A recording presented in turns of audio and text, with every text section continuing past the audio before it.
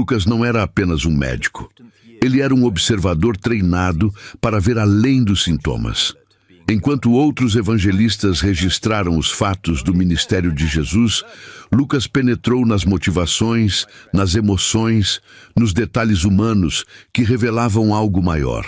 Seu evangelho não começa com genealogias secas ou declarações teológicas abstratas. Começa com pessoas reais, com Zacarias no templo, com Isabel estéril, com Maria assustada. Lucas sabia que a encarnação não foi um conceito filosófico. Foi Deus entrando na bagunça, na dor, na esperança desesperada de gente comum. E foi exatamente essa perspectiva médica, esse olhar clínico transformado em compaixão, que fez dele o escritor perfeito para expor o coração de Cristo.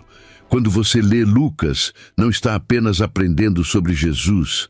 Você está sentindo o pulso da misericórdia divina batendo em cada página. Para vivenciar essa mesma proximidade e proteção no seu dia a dia, conheça o e-book 7 Dias para se aproximar de Deus. Guia prático de fé, oração e proteção espiritual. Um roteiro prático e transformador para blindar sua vida espiritual em apenas uma semana. O link para garantir o seu está no comentário fixado. O Evangelho de Lucas é o mais longo dos 4. Não por acaso. Lucas era meticuloso. No capítulo 1, versículos 1 a 4, ele deixa claro que investigou tudo cuidadosamente desde o princípio. Conversou com testemunhas oculares, organizou os fatos com ordem. Ele queria que Teófilo e todos nós tivéssemos certeza das coisas que nos foram ensinadas. Mas essa precisão não produziu um texto frio. Produziu o evangelho mais humano, mais sensível, mais atento aos detalhes emocionais. Lucas registra o Cântico de Maria no capítulo 1, versículos 46 a 55. Registra o medo de Zacarias, a alegria de Isabel, o espanto dos pastores. Outros evangelistas mencionam os fatos. Lucas descreve os corações. E isso muda tudo. Porque quando você percebe que Deus se importa com o que você sente, quando você vê Jesus chorando em Lucas capítulo 19, versículo 41, sobre Jerusalém, você entende que esse não é um Deus distante. É um Deus que conhece cada lágrima, cada angústia, cada gemido inexprimível. Lucas escreveu para gentios, para pessoas que não cresceram no templo, que não decoraram a Torá, que não esperavam um Messias judeu. E por isso, ele traduziu Jesus para o mundo. Não apenas a língua, mas a própria essência do Evangelho. Ele mostra um Salvador que veio para todos. Um Salvador cuja genealogia, no capítulo 3, versículo 38, não para em Abraão como Mateus, mas vai até Adão, até o pai de toda a humanidade. Lucas queria que ficasse claro, esse Jesus não é propriedade de um povo. É a resposta de Deus para toda criatura. E ao fazer isso, Lucas revelou algo fundamental sobre o coração de Cristo. Jesus não veio estabelecer uma nova religião exclusivista. Veio buscar e salvar o perdido, como está escrito no capítulo 19, versículo 10. E perdido não tem cor, não tem nacionalidade, não tem status social. Perdido é condição humana. E Lucas, o médico gentil, entendeu isso melhor que ninguém. Existe um padrão no Evangelho de Lucas que você não pode ignorar. Jesus está sempre com as pessoas erradas. No capítulo 5, versículos 29 a 32, ele está comendo com publicanos e pecadores. E os fariseus perguntam indignados por que ele faz isso. Jesus responde que não são os sãos que precisam de médico, mas os doentes. E Lucas, que era médico, entendeu perfeitamente essa imagem.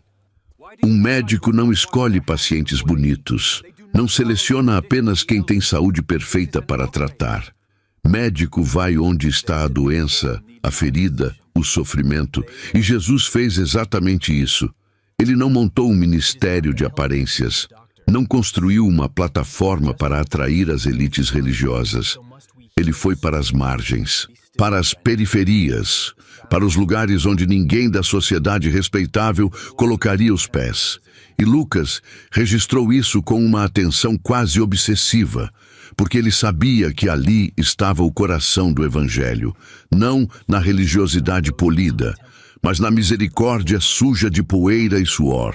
Lucas é o único que registra a parábola do bom samaritano no capítulo 10, versículos 30 a 37. E não foi por acaso.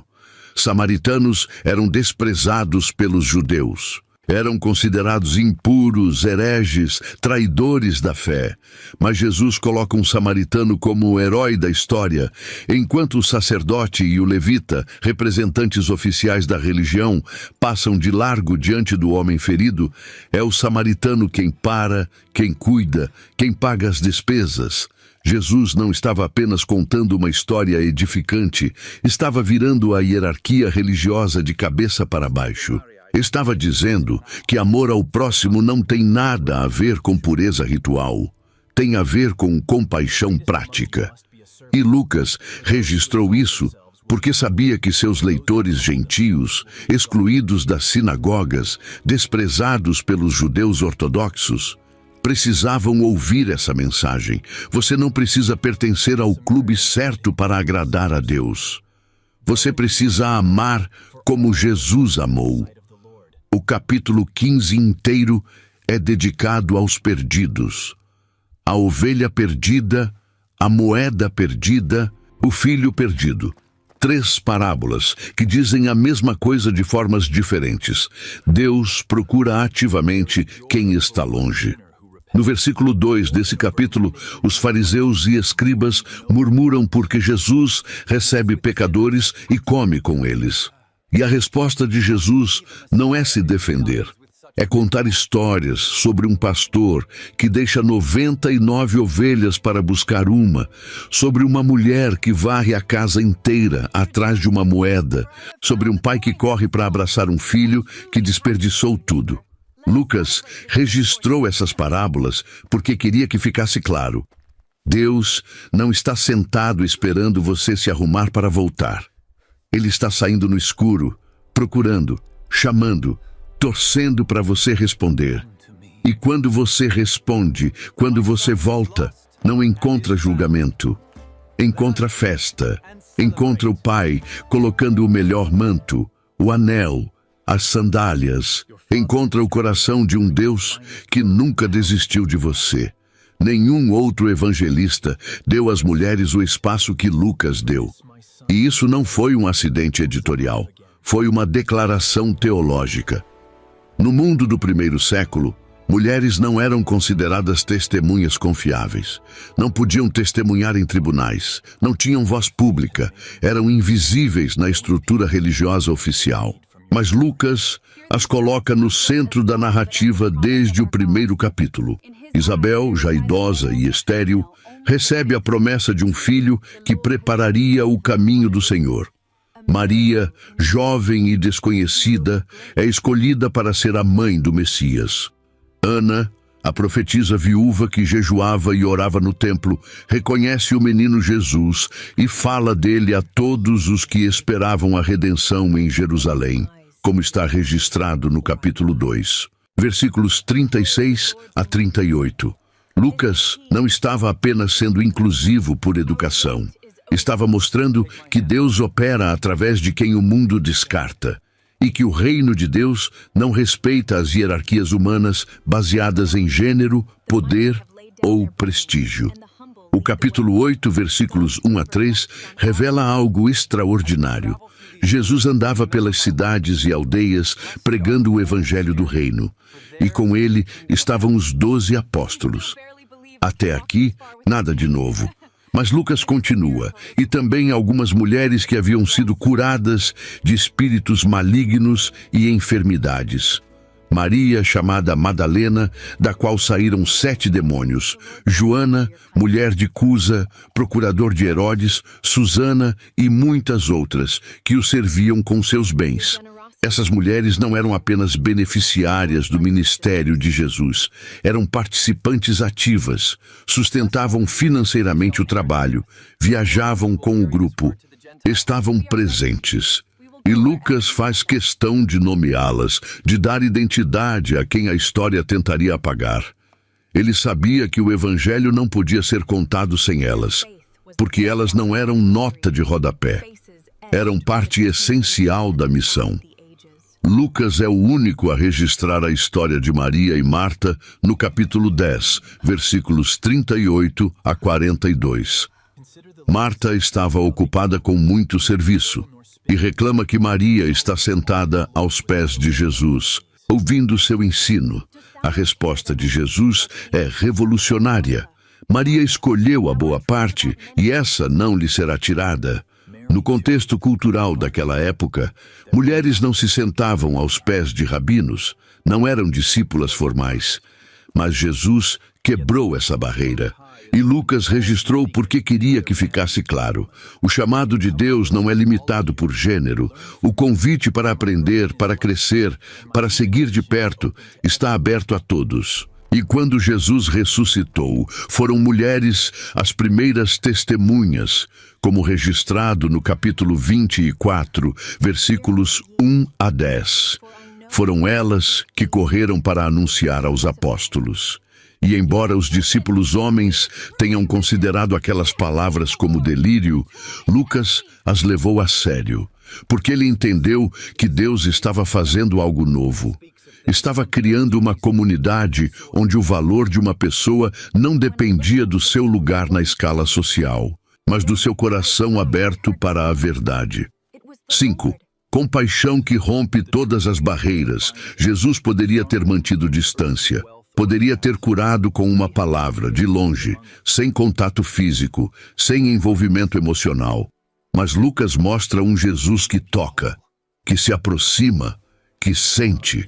No capítulo 5, versículos 12 e 13, um homem coberto de lepra se prostra diante de Jesus e diz: Senhor, se quiseres, podes purificar-me. E Jesus estende a mão. Ele toca nele e diz: quero, fica limpo. Aquele toque violou todas as leis de pureza ritual. Leprosos eram intocáveis, tinham que gritar impuro quando alguém se aproximava. Viviam isolados, rejeitados, condenados a uma morte lenta e solitária. Mas Jesus tocou. E naquele toque, ele disse mais que palavras. Disse que compaixão verdadeira não teme contaminação, não calcula riscos, não mede consequências sociais. Compaixão verdadeira desce até onde está a dor e diz: você não está sozinho. Lucas, capítulo 7, versículos 11 a 17, registra a ressurreição do filho da viúva de Naim.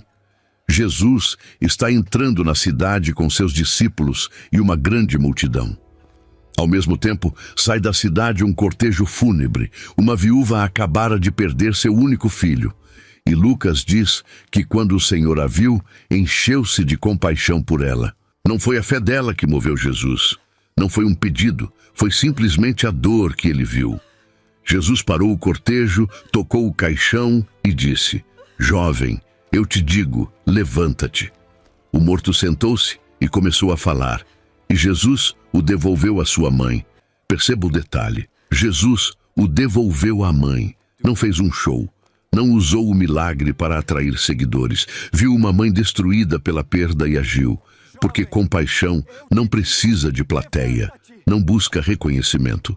Apenas vê necessidade e responde. O capítulo 17, versículos 11 a 19, conta o encontro com 10 leprosos. Eles ficam de longe e gritam: Jesus, mestre, tem misericórdia de nós. Jesus os envia aos sacerdotes e no caminho são curados. Mas apenas um volta para agradecer. E esse um era samaritano. Jesus pergunta: não foram 10 os curados? Onde estão os 9? Não houve quem voltasse para dar glória a Deus, senão este estrangeiro. Então diz ao samaritano: levanta-te e vai, a tua fé te salvou. Aqui está a compaixão de Jesus operando em múltiplas camadas. Ele cura 10, sem perguntar nacionalidade ou gratidão. mas reconhece publicamente a fé do único que voltou. E esse único era justamente quem os judeus desprezariam. Lucas registrou isso porque queria mostrar que a compaixão de Cristo não faz acepção de pessoas. Ele não cura apenas quem vai retribuir. Não abençoa apenas quem pertence ao grupo certo. Ele vê a humanidade ferida e age. E quando encontra um coração grato, não importa de onde veio, ele celebra. Lucas não romantiza a pobreza, mas ele também não tem medo de confrontar a riqueza. E isso incomoda. No capítulo 6, versículos 20 a 26, Jesus pronuncia bem-aventuranças e ais. Bem-aventurados vós, os pobres, porque vosso é o reino de Deus. Mas ai de vós, os ricos, porque já recebestes a vossa consolação. Ai de vós, os que agora estáis fartos, porque tereis fome. Essa linguagem direta, sem filtros, sem suavização teológica, aparece de forma mais intensa em Lucas do que em qualquer outro evangelho. Jesus não está dizendo que ser pobre automaticamente salva ou que ser rico automaticamente condena. Ele está expondo um perigo real. Riqueza cria a ilusão de autossuficiência. Quando você tem recursos, você para de depender de Deus, para de clamar, para de esperar. E nesse processo, seu coração endurece sem você perceber. Lucas registrou essas palavras duras porque sabia que seus leitores, muitos deles vivendo no Império Romano com suas estruturas de riqueza e poder, precisavam ouvir a verdade sem maquiagem. A parábola do rico insensato, no capítulo 12, versículos 13 a 21, é exclusiva de Lucas. Um homem rico teve uma grande colheita. Seus celeiros não comportavam tudo. Então ele decide derrubar os celeiros velhos e construir maiores para guardar todos os seus bens. E diz para si mesmo: alma, tens em depósito muitos bens para muitos anos. Descansa, come, bebe e folga. Mas Deus lhe diz: louco, esta noite te pedirão a tua alma. E o que tens preparado, para quem será? Jesus conclui: assim é o que entesoura para si mesmo, e não é rico para com Deus. O problema não era ter colheita abundante, o problema era planejar a vida inteira em torno dela. Era fazer da segurança material o fundamento da existência. Era esquecer que a vida não consiste na abundância de bens, e que a morte chega sem avisar, sem respeitar celeiros cheios ou contas bancárias gordas. Lucas colocou essa parábola no Evangelho porque compaixão verdadeira também inclui avisar sobre os perigos que as pessoas não conseguem ver sozinhas. O capítulo 16, versículos 19 a 31, traz a parábola do rico e Lázaro. Um homem rico se vestia de púrpura e linho finíssimo e banqueteava-se todos os dias. Um mendigo chamado Lázaro jazia à sua porta, coberto de chagas, desejando alimentar-se das migalhas que caíam da mesa do rico. Ambos morrem. Lázaro é levado pelos anjos ao seio de Abraão. O rico vai para o lugar de tormento, e ali ele clama por misericórdia, pedindo que Lázaro molhe a ponta do dedo em água e refresque sua língua. Abraão responde: filho, lembra-te de que recebeste os teus bens em tua vida, e Lázaro igualmente os males. Agora, porém, aqui ele está consolado, e tu atormentado. Essa parábola não é sobre dinheiro em si, é sobre indiferença. O rico tinha nome, poder, recursos. Lázaro tinha apenas chagas e fome, e o rico passava por ele todos os dias sem ver, sem sentir, sem agir. Lucas registrou essa história porque queria que ficasse claro: você será julgado não apenas pelo que fez, mas pelo que deixou de fazer. Não apenas pelos pecados que cometeu, mas pelas oportunidades de amor que ignorou. Lucas preservou parábolas que teriam se perdido para sempre se ele não as tivesse registrado. E cada uma delas revela uma faceta do coração de Cristo que os outros evangelhos não capturaram da mesma forma. A parábola dos dois devedores no capítulo 7, versículos 41 a 43, é curta, mas profunda. Um credor tinha dois devedores. Um lhe devia 500 denários e o outro 50. Não tendo eles com que pagar, perdoou a ambos. Qual deles o amará mais? Simão responde: suponho que aquele a quem mais perdoou. Jesus confirma: julgaste bem. E então aplica a história à mulher pecadora que estava lavando seus pés com lágrimas, enxugando com os cabelos, beijando e ungindo com bálsamo. Aquela mulher amava muito porque muito lhe fora perdoado. Essa parábola não estava nos outros evangelhos. Lucas a guardou porque ela explica algo fundamental. Gratidão é proporcional à consciência do perdão recebido. Quem se acha pouco pecador, ama pouco. Quem reconhece a profundidade da sua miséria e a imensidão da graça derramada sobre ela, esse ama sem medida. A parábola do fariseu e do publicano no capítulo 18, versículos 9 a 14, é outra joia exclusiva. Dois homens subiram ao templo para orar. O fariseu, posto em pé, orava de si para si mesmo: ó Deus, graças te dou porque não sou como os demais homens, roubadores, injustos, adúlteros, nem ainda como este publicano. Jejuo 2 vezes por semana e dou o dízimo de tudo quanto ganho. O publicano, estando em pé de longe, nem ainda queria levantar os olhos ao céu, mas batia no peito dizendo: ó Deus, sê propício a mim, pecador. Jesus conclui: digo-vos que este desceu justificado para sua casa, e não aquele. Porque todo o que se exalta será humilhado, mas o que se humilha será exaltado. Lucas colocou essa parábola para confrontar a religiosidade que se orgulha de si mesma. O fariseu não estava mentindo, ele realmente jejuava, dizimava, evitava pecados grosseiros, mas sua justiça própria o cegou. Ele orava para si mesmo, não para Deus. Não tinha consciência de necessidade e por isso saiu do templo vazio. O publicano, considerado escória pela sociedade religiosa, reconheceu sua miséria e encontrou justificação. A parábola da figueira estéril, no capítulo 13, versículos 6 a 9, carrega uma urgência que Lucas não queria que fosse esquecida. Um homem tinha uma figueira plantada na sua vinha. Foi procurar fruto nela e não achou. Disse ao viticultor: há 3 anos venho procurar fruto nesta figueira e não acho. Corta-a. Por que está ela ainda a ocupar inutilmente a terra? O viticultor responde: Senhor, deixa-a ainda este ano, até que eu cave ao redor dela e lhe ponha adubo. Se der fruto, bem está, se não, cortá-la-ás. Essa parábola fala sobre paciência divina, mas também sobre tempo limitado. Deus não espera para sempre. Há um momento em que a oportunidade se fecha. Lucas registrou isso porque queria que seus leitores entendessem: arrependimento tem prazo. Graça está disponível hoje, mas hoje não dura para sempre.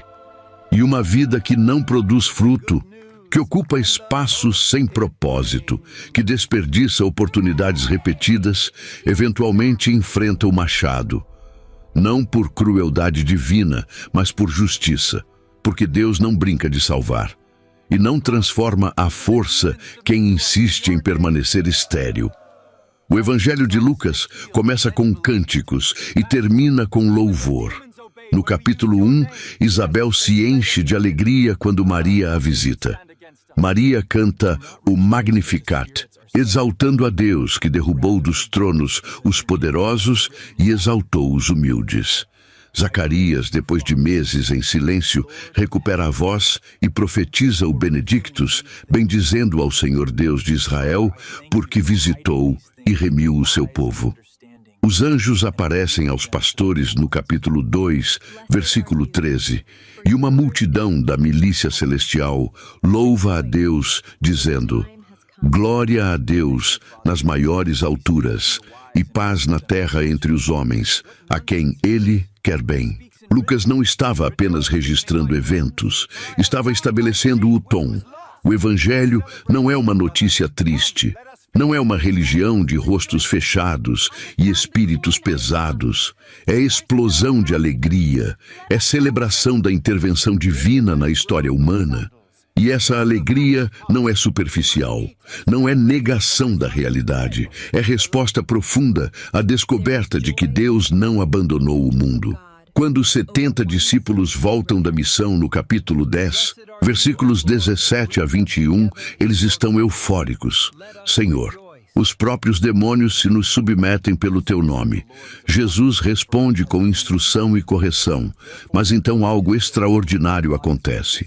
No versículo 21, Lucas diz: naquela hora, exultou Jesus no Espírito Santo e exclamou: graças te dou, ó Pai, Senhor do céu e da terra, porque ocultaste estas coisas aos sábios e instruídos e as revelaste aos pequeninos.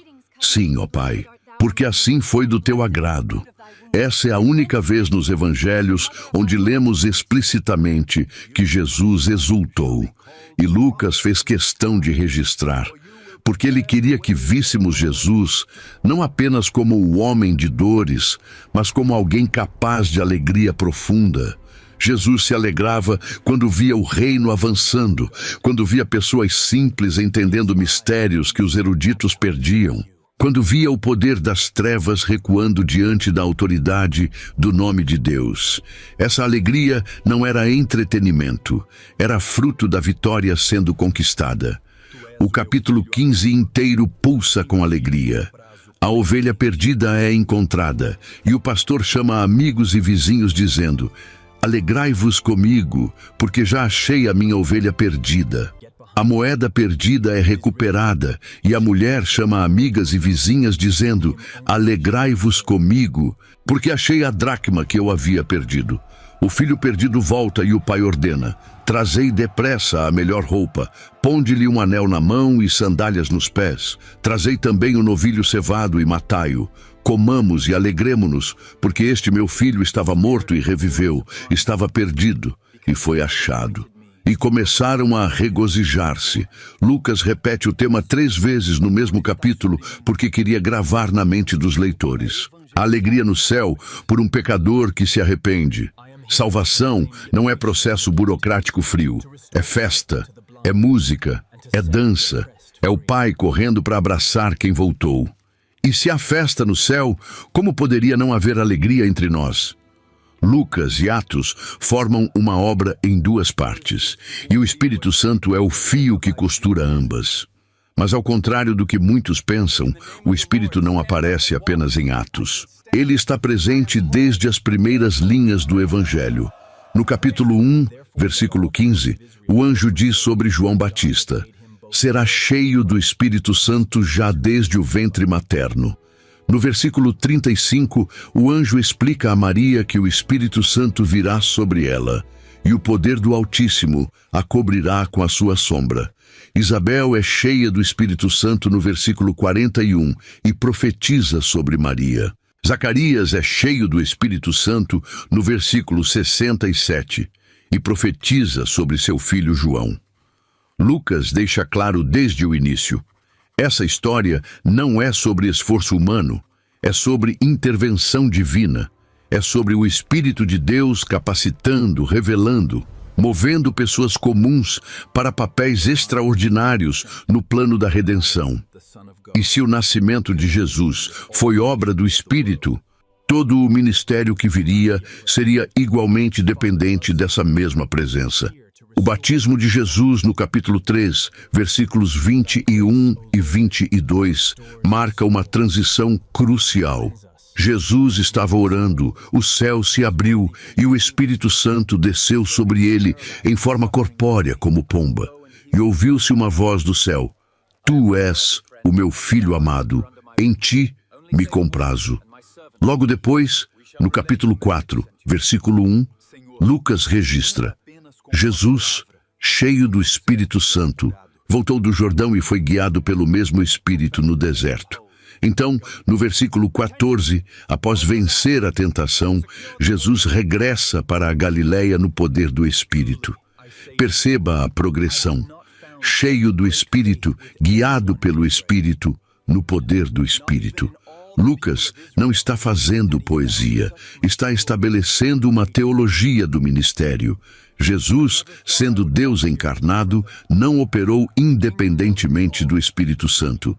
Ele escolheu depender, escolheu ser capacitado, escolheu demonstrar como seria a vida humana vivida em total submissão e dependência da terceira pessoa da Trindade. E isso muda nossa compreensão de santidade. Não é conquista individual, é rendição ao Espírito.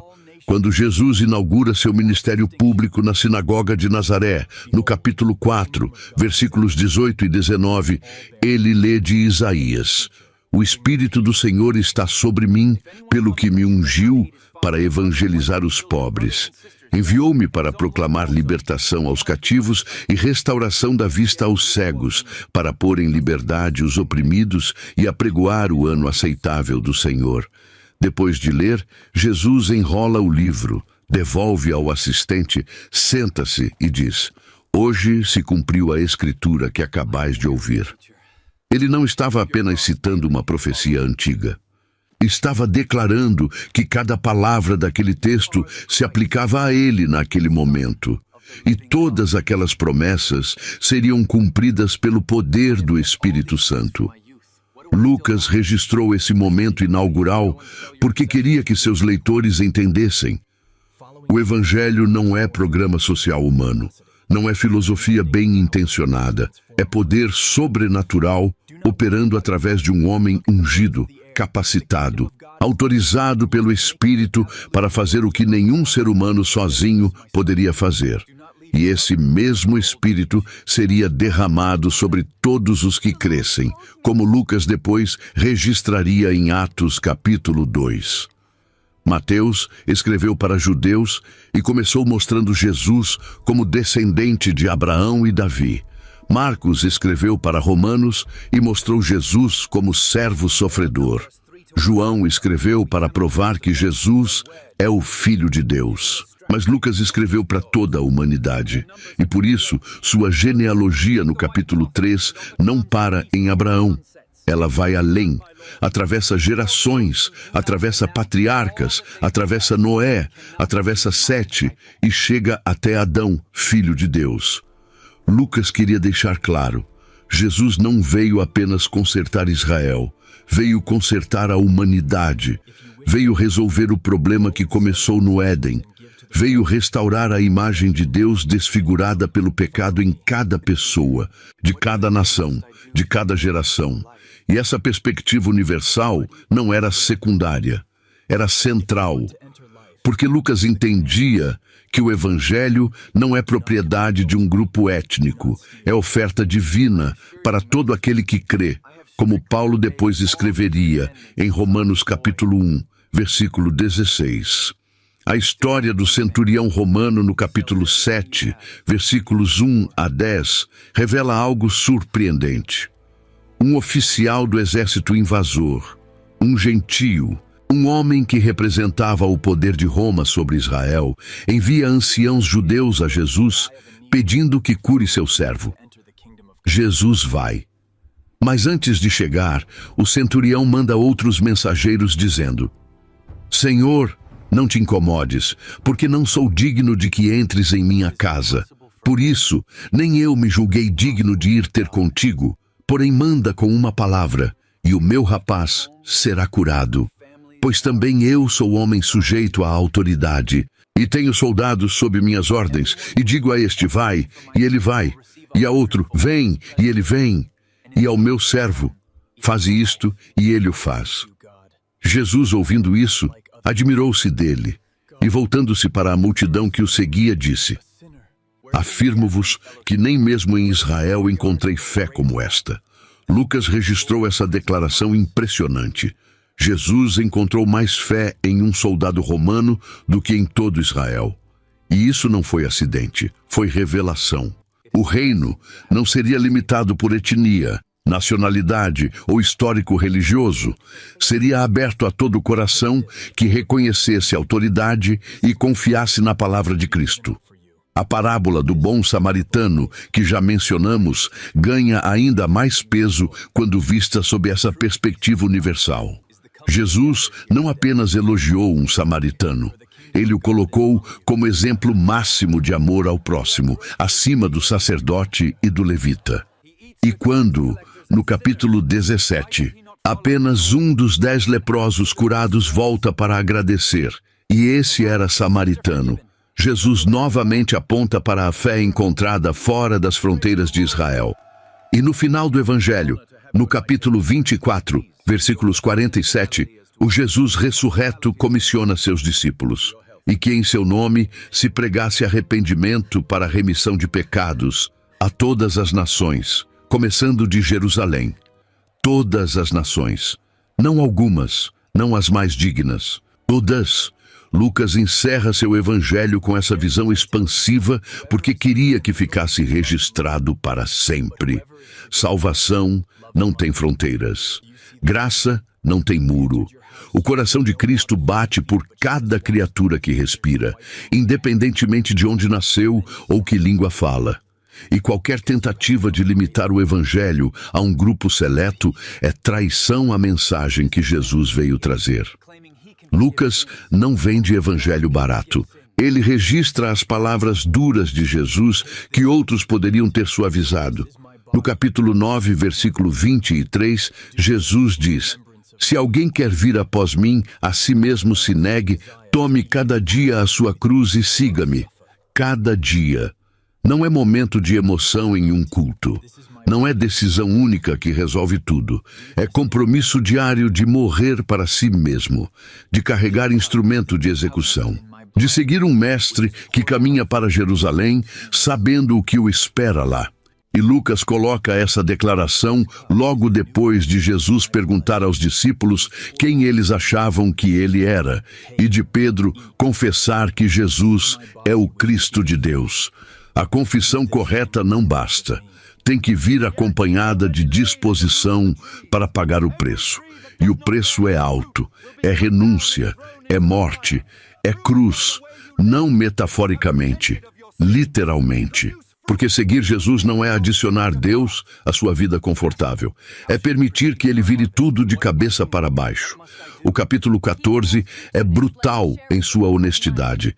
No versículo 26, Jesus diz: "Se alguém vem a mim e não aborrece a seu pai e mãe, e mulher, e filhos, e irmãos e irmãs, e ainda a sua própria vida, não pode ser meu discípulo." A palavra grega traduzida como aborrecer carrega a ideia de amar menos em comparação. Mas o choque é intencional. Jesus não está pedindo ódio familiar. Está exigindo prioridade absoluta. Nada pode competir com ele, nem os relacionamentos mais sagrados, nem a própria vida. E para que ninguém pensasse que estava exagerando, ele conta 2 parábolas na sequência. Um homem que quer construir uma torre primeiro calcula o custo para não começar e não poder terminar, tornando-se motivo de zombaria. Um rei que vai para a guerra primeiro avalia se seus 10.000 homens podem enfrentar os 20.000 do inimigo, se não envia embaixadores pedindo condições de paz. E então Jesus conclui no versículo 33. "Assim, pois, todo aquele que dentre vós não renuncia a tudo quanto tem, não pode ser meu discípulo." Lucas registrou essas palavras sem suavizar, porque queria que ficasse claro. Discipulado não é para turistas espirituais. É para quem conta o custo e decide que vale a pena. No capítulo 18, versículos 18 a 30, um jovem rico pergunta a Jesus o que fazer para herdar a vida eterna. Jesus lista os mandamentos. O jovem diz que tem guardado todos desde a juventude. Jesus olha para ele e diz: "Ainda te falta uma coisa. Vende tudo o que tens, dá aos pobres, e terás um tesouro no céu. Depois, vem e segue-me." O jovem fica triste, porque era muito rico, e vai embora. Jesus comenta: "Quão dificilmente entrarão no reino de Deus os que têm riquezas, porque é mais fácil passar um camelo pelo fundo de uma agulha do que entrar um rico no reino de Deus." os discípulos perguntam: então, quem pode ser salvo? Jesus responde: o que é impossível aos homens é possível a Deus. Pedro menciona que eles deixaram tudo e seguiram Jesus. E Jesus confirma: em verdade vos digo que ninguém há que tenha deixado casa, ou mulher, ou irmãos, ou pais, ou filhos, por causa do reino de Deus, que não receba no presente muitas vezes mais, e no mundo por vir a vida eterna. Lucas preservou essa história completa porque ela expõe o ponto crítico. Você pode obedecer regras e ainda estar longe do reino. Você pode ser moralmente impecável e ainda ter um ídolo no coração. E Jesus não aceita segundo lugar. Ele exige tudo e oferece tudo. Mas a escolha é sua. Lucas tem uma obsessão com refeições. Jesus está constantemente comendo com alguém. E isso não é detalhe casual. No mundo do primeiro século, compartilhar a mesa era ato de intimidade, aceitação e comunhão. Você não comia com qualquer um, não dividia pão com quem desprezava. Refeição criava vínculo, declarava igualdade. E Jesus usou a mesa como ferramenta de revolução silenciosa. No capítulo 5, versículos 29 a 32, Levi faz um grande banquete em sua casa para Jesus, e havia grande número de publicanos e outros que estavam à mesa com eles. Os fariseus e escribas murmuravam contra os discípulos: por que comeis e bebeis com publicanos e pecadores? Jesus responde que não são os sãos que precisam de médico, mas os doentes. Não vim chamar justos, mas pecadores ao arrependimento. Lucas registrou essa cena porque entendeu que Jesus estava redefinindo santidade. Santidade verdadeira não teme contaminação, não se isola, não constrói muros. Ela entra na bagunça, senta à mesa, parte o pão e diz: você é bem-vindo aqui. No capítulo 7, versículos 36 a 50, um fariseu chamado Simão convida Jesus para comer. Enquanto Jesus está à mesa, uma mulher conhecida na cidade como pecadora entra com um vaso de alabastro cheio de bálsamo. Ela fica atrás de Jesus, aos seus pés, chorando. Suas lágrimas caem sobre os pés de Jesus. Ela os enxuga com seus cabelos, beija e unge com o bálsamo.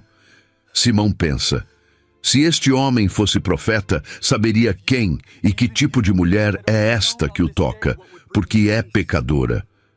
Jesus lê seus pensamentos e conta a parábola dos dois devedores. Depois pergunta: vês esta mulher? Entrei em tua casa e não me deste água para os pés.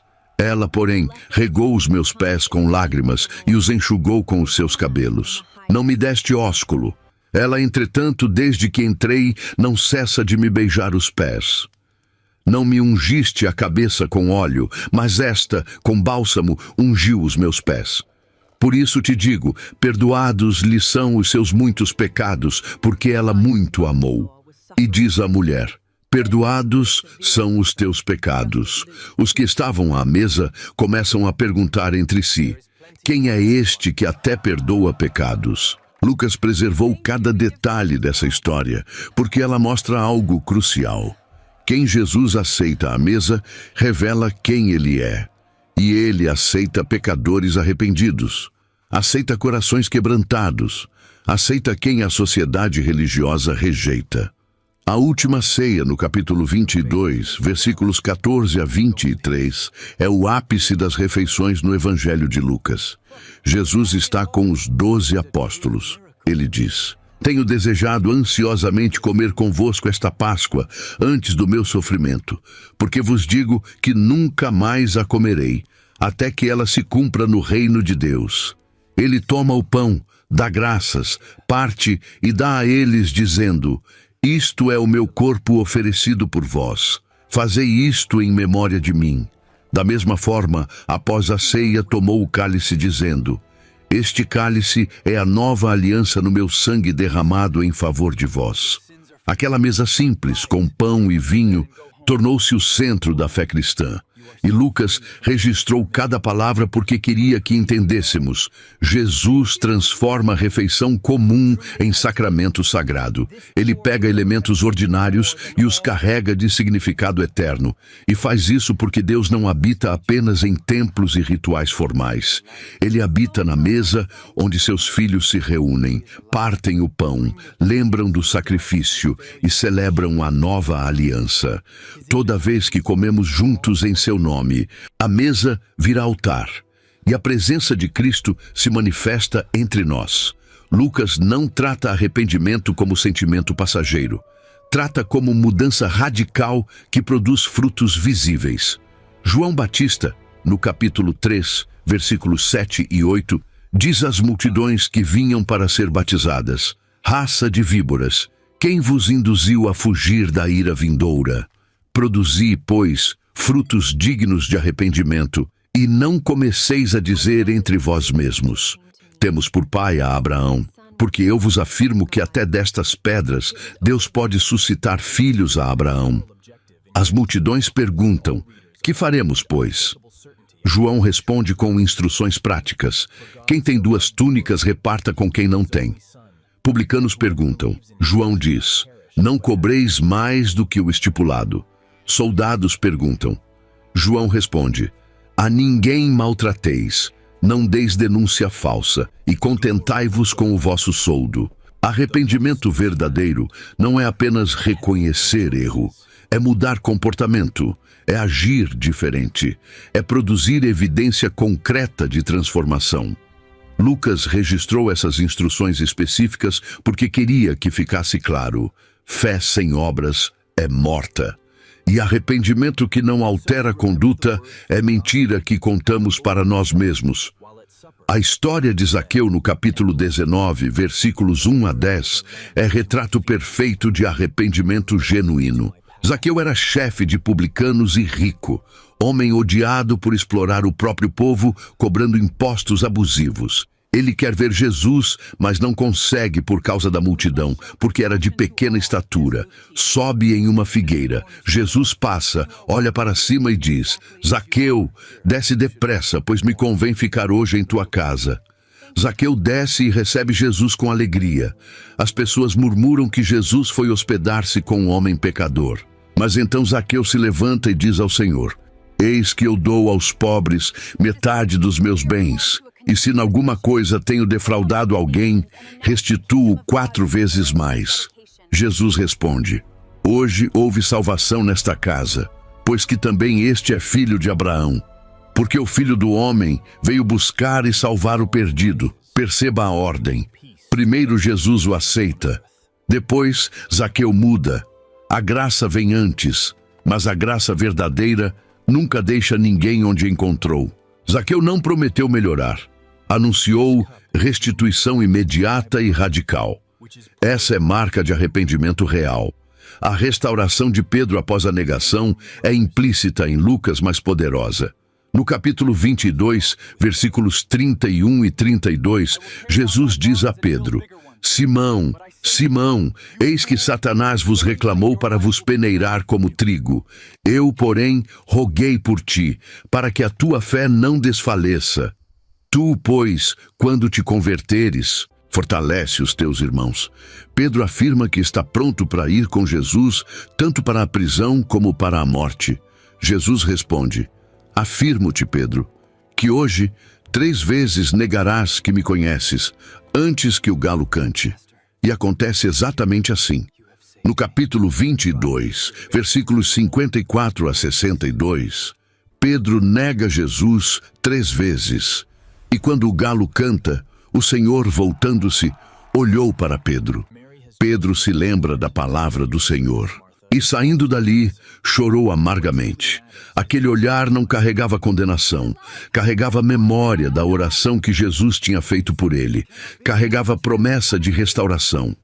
E Lucas registrou esse momento porque queria que soubéssemos: falhar não é o fim.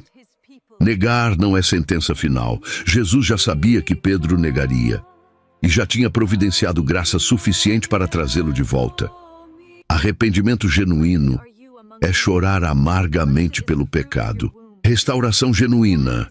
É Jesus olhando para você no meio da sua pior falha e lembrando você de que Ele nunca parou de orar por você. A partir do capítulo 9, versículo 51, Lucas muda o tom. Estava chegando o tempo em que seria elevado, e Jesus manifestou o firme propósito de ir para Jerusalém. A expressão no grego carrega intensidade. Jesus não estava relutante, não estava sendo arrastado. Ele virou o rosto em direção a Jerusalém, como quem encara destino inevitável com determinação absoluta. E essa jornada ocupa quase metade do Evangelho de Lucas. 10 capítulos inteiros, do 9 ao 19, são dedicados ao caminho para Jerusalém. Não porque a viagem fosse geograficamente longa, mas porque espiritualmente ela representava tudo. Jesus sabia o que o esperava, sabia da traição de Judas, da negação de Pedro, da prisão, do julgamento, da crucificação. E mesmo assim foi. Cada passo era escolha, cada parada era ensino, cada milagre era sinal do reino avançando mesmo enquanto a sombra da cruz se aproximava. Lucas dedicou tanto espaço a essa jornada porque queria que víssemos: obediência a Deus não garante caminho fácil. Às vezes, obediência significa caminhar direto para o sofrimento, porque é ali que a vontade do Pai será cumprida. No capítulo 18, versículos 31 a 34, Jesus toma consigo os 12 e lhes diz: Eis que subimos para Jerusalém, e vai cumprir-se ali tudo quanto está escrito por intermédio dos profetas, no tocante ao Filho do Homem. Pois será entregue aos gentios, escarnecido, ultrajado e cuspido. E depois de o açoitarem, tirar-lhe-ão a vida. Mas ao terceiro dia ressuscitará. Eles, porém, nada compreenderam acerca destas coisas. Essas palavras lhes eram obscuras, e não percebiam o que Jesus dizia. Essa é a terceira vez que Jesus anuncia sua morte e ressurreição em Lucas, cada vez com mais detalhes, cada vez mais próximo de Jerusalém. E cada vez os discípulos não entendem. Não porque fossem burros, mas porque a ideia de um Messias crucificado era impensável. Messias deveria conquistar, não morrer. Deveria reinar, não sangrar. E Lucas registrou essa incompreensão repetida porque queria que reconhecêssemos. Nós também não entendemos Deus na maior parte do tempo. Ele nos avisa, nos prepara, nos explica. E mesmo assim, quando chega a hora, ficamos confusos, questionando, sem perceber que tudo estava dentro do plano desde o princípio. Quando Jesus finalmente entra em Jerusalém no capítulo 19, versículos 28 a 44, e a cidade o recebe com louvores.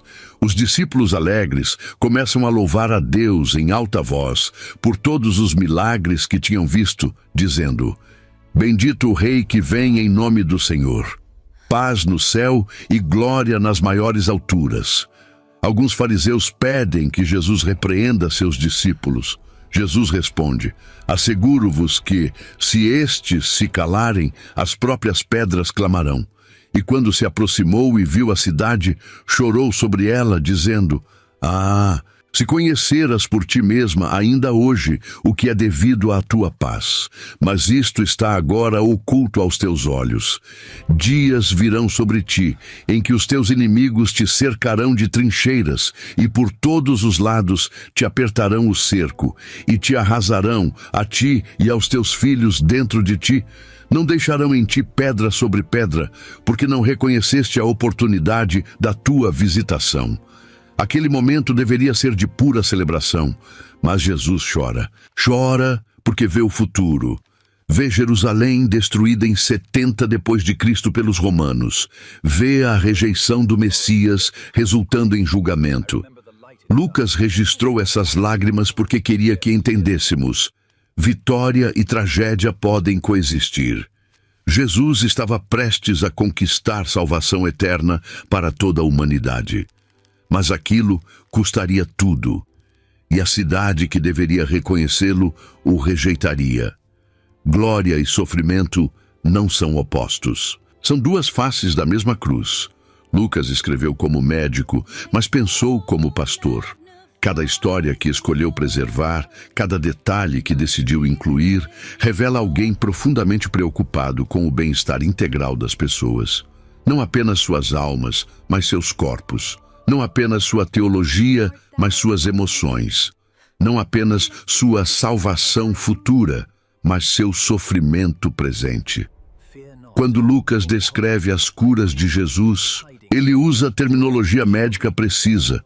Quando menciona a sogra de Pedro no capítulo 4, versículo 38, ele diz que ela estava com febre alta. Marcos apenas diz febre. Lucas especifica a gravidade. Quando fala da mulher com fluxo de sangue no capítulo 8, versículo 43, ele menciona que ela havia gasto todos os seus recursos com médicos e ninguém pudera curá-la. Ele conhecia a limitação da medicina humana. Sabia quantas vezes tinha visto pacientes sem esperança. E por isso, sua atenção aos milagres de cura não era apenas religiosa. Era também profissional. Ele estava documentando o que nenhuma ciência poderia explicar. Estava registrando a intervenção daquele que criou o corpo humano e podia restaurá-lo com uma palavra.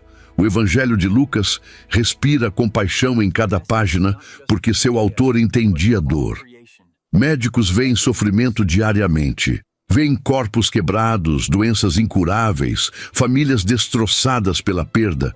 E essa exposição constante à fragilidade humana ou te endurece ou te sensibiliza profundamente. Lucas escolheu a segunda opção, e ao escrever sobre Jesus, ele naturalmente destacou a compaixão do Mestre, a viúva de Naim que perdera o único filho, o leproso coberto de chagas, o paralítico carregado por amigos, a mulher encurvada há 18 anos que não conseguia se endireitar. Lucas não apenas relatou os milagres, ele pintou quadros, trouxe rostos, deu nome aos sem nome, humanizou os números. Porque para ele, cada pessoa não era estatística, era paciente, era alma com história, com dor, com dignidade que precisava ser reconhecida. E Jesus via exatamente da mesma forma. Não curava multidões abstratas, curava pessoas concretas. E Lucas, com seu coração pastoral e olhar clínico, garantiu que essas histórias não fossem esquecidas. No final, o Evangelho de Lucas não é apenas informação sobre Jesus, é convite, é chamado, é mão estendida dizendo: venha como você está, traga sua dor, sua dúvida, seu pecado, sua vergonha, traga tudo. Porque esse Jesus que Lucas apresenta não é ídolo distante em templo frio.